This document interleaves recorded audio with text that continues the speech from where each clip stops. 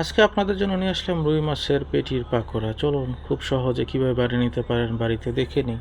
প্রথমে রুই মাছের পেটির ভিতরে যেটা থাকে সেই নাড়িভুঁড়িটা সুন্দর করে ধুয়ে নিন। তারপরে রুই মাছের যে পেটির যে অংশটা আছে সেগুলোকে আটা ছাড়িয়ে ছোট ছোট ছোট ছোট করে টুকরো করুন, যাতে আপনার ভাজতে তাড়াতাড়ি সিদ্ধ হয়ে যায় এবং ভাজাটা তাড়াতাড়ি শেষ হয়ে যায়।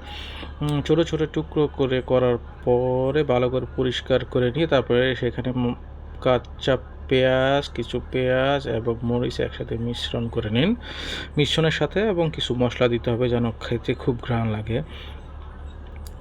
এরপরে আপনি এখানে 1 কাপ পরিমাণ ময়দা তার সাথে মিক্সিং করে নিন। তার সাথে দিয়ে দিন মরিচের গুঁড়ো 1 চামচ, হলুদের গুঁড়ো 1 চামচ এবং ধনিয়ার গুঁড়ো 1 চামচ, তারপরে আপনার জিরার গুঁড়ো 1 চামচ।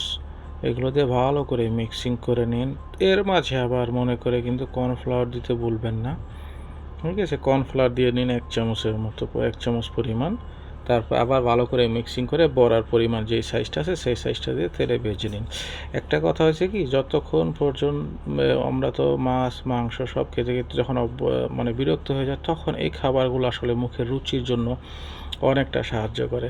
আর বিশেষ করে আমরা যারা ব্যাচেলাররা দূরে থাকি তাদের জন্য তো আরও এগুলো খুবই উপকারী খাবার এবং মুখরোচক খাবার। আপনারা খুব সহজে, এটা খুব কঠিন না, খুব সহজে বাড়িতে বানিয়ে নিতে পারেন মজাদার এই রুই মাছের পেটি। ধন্যবাদ।